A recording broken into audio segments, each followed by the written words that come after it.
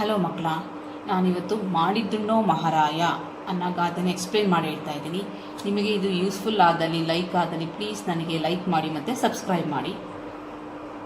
ಮಾಡಿದ್ದುಣ್ಣೋ ಮಹಾರಾಯ.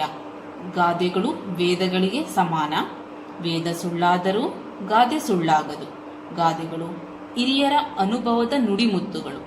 ಮಾಡಿದ್ದುಣ್ಣೋ ಮಹಾರಾಯ ಎಂಬ ಗಾದೆ ಒಂದು ಜನಪ್ರಿಯ ಗಾದೆಯಾಗಿದೆ. ಇದು ಈ ಗಾದೆಗೆ ಇಂಟ್ರೊಡಕ್ಷನ್. ಗಾದೆಗಳು ವೇದಗಳಿಗೆ ಸಮಾನ. ಹೌದು, ಗಾದೆಗಳು ವೇದಗಳಿಗೆ ಸಮಾನ ಆಗಿರುತ್ತೆ. ಒಂದು ಪಕ್ಷ ವೇದ ಸುಳ್ಳಾದರೂ ಗಾದೆ ಎಂದೂ ಸುಳ್ಳಾಗೋದಿಲ್ಲ ಅನ್ನೋದು. ಜೊತೆಗೆ ಅದು ಗಾದೆಗಳು ಹಿರಿಯರು ಅವರ ಅನುಭವದಿಂದ ಹೇಳುವುದನ್ನು ನಾವು ಗಾದೆಗಳು ಅಂತ ಹೇಳ್ತೀವಿ. ಇದು ಕೂಡ ಒಂದು ಜನಪ್ರಿಯ ಗಾದೆ. ನಾವು ಮಾಡಿದ ಕರ್ಮಫಲವನ್ನು ನಾವೇ ಉಣ್ಣಬೇಕು. ಒಳ್ಳೆಯದೋ ಕೆಟ್ಟದ್ದು ಅದಕ್ಕೆ ತಕ್ಕ ಫಲವನ್ನು ಸವಿಯುತ್ತೇವೆ. ಯಾವಾಗಲೂ ನಾವು ಹಿರಿಯರು ಹೇಳಿದ್ನ ಕೇಳಿರ್ತೀವಿ. ಒಳ್ಳೇದು ಮಾಡಿದ್ರೆ ನಮ್ಗೆ ಒಳ್ಳೇದಾಗುತ್ತೆ, ನಾವು ಕೆಟ್ಟದ್ದು ಮಾಡಿದ್ರೆ ನಮಗೆ ಅದರ ಫಲ ಕೆಟ್ಟದ್ದೇ ಆಗಿರುತ್ತೆ. ಹಾಗೆ ನಾವು ಮಾಡಿದ ಫಲವನ್ನು ನಾವು ಕೆಟ್ಟದ್ದು ಮಾಡಿದ್ರೆ ನಮಗೆ ಕೆಟ್ಟದ್ದು, ಅದರ ಫಲ ಕೆಟ್ಟದ್ದು ಸಿಗುತ್ತೆ, ಅದರ ರಿಸಲ್ಟ್ ಕೆಟ್ಟದಿರುತ್ತೆ. ನಾವು ಒಳ್ಳೇದು ಮಾಡಿದ್ರೆ ಅದರ ರಿಸಲ್ಟ್ ನಮಗೂ ಕೂಡ ಒಳ್ಳೇದೇ ಆಗಿರುತ್ತೆ.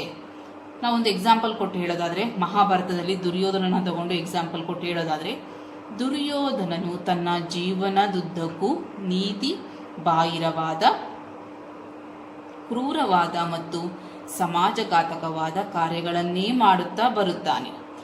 ಅವುಗಳೆಲ್ಲ ಅಂದಂತಿಗೆ ಹಿತವಾಗಿ ಗೋಚರಿಸುತ್ತವೆಯಾದರೂ ಆತನ ಅಂತ್ಯ ಬರ್ಬರವಾಗುತ್ತದೆ.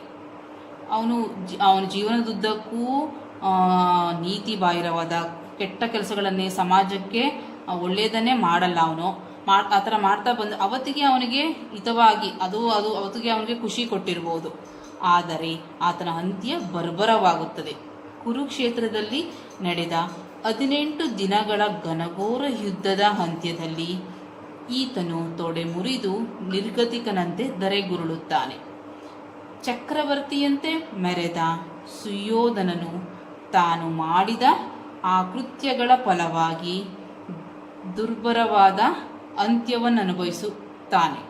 ಸದಾ ವೈಭವದ ಜೀವನ ನಡೆಸುತ್ತಿದ್ದ ಈತನು ತನ್ನ ಅವಸಾನ ಕಾಲದಲ್ಲಿ ಅನಾಥನಂತಾಗುತ್ತಾನೆ. ಹೀಗೆ ತಾನು ಮಾಡಿದ್ದನ್ನು ತಾನೇ ಅನುಭವಿಸುತ್ತಾನೆ. ಅವತ್ತಿಗೆ ಅವನಿಗೆ ಅದು ಹಿತವಾಗಿರುತ್ತೆ, ಅವತ್ತಿಗೆ ಖುಷಿ ಕೊಟ್ಟಿರುತ್ತೆ ಅವನಿಗೆ.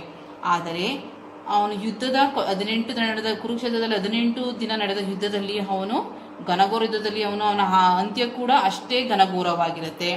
ಅವನು ತೊಡೆ ಮುರಿದು ನಿರ್ಗತಿಕನಂತೆ ಧರೆಗುರುಳುತ್ತಾನೆ. ಅವನ ಜೊತೆ ಯಾರೂ ಇರೋದಿಲ್ಲ. ಅವತ್ತು ಚಕ್ರವರ್ತಿಯಂತೆ ಮೆರೆದ ಸುಯೋಧನನು ತಾನು ಮಾಡಿದ ಆ ಕೃತ್ಯಗಳ ಫಲವಾಗಿ, ಆ ಕೆಟ್ಟ ಕೆಲಸಗಳ ಫಲವಾಗಿ ಅವನ ಅಂತ್ಯ ಕೂಡ ಅಷ್ಟೇ ಕೆಟ್ಟದಾಗಿರುತ್ತೆ. ಸದಾ ವೈಭವದ ಜೀವನ ನಡೆಸುತ್ತಿದ್ದ ಈತನು ತನ್ನ ಅವಸಾನ ಕಾಲದಲ್ಲಿ, ತನ್ನ ಅಂತ್ಯಕಾಲದಲ್ಲಿ ಅನಾಥನಂತಾಗುತ್ತಾನೆ. ಕೊನೆಗೆ ಅವನ ಜೊತೆ ಯಾರೂ ಇರೋದಿಲ್ಲ ಅವನ ಅಂತ್ಯದಲ್ಲಿ. ಹೀಗೆ ತಾನು ಮಾಡಿದ್ದನ್ನು ತಾನೇ ಅನುಭವಿಸುತ್ತಾನೆ.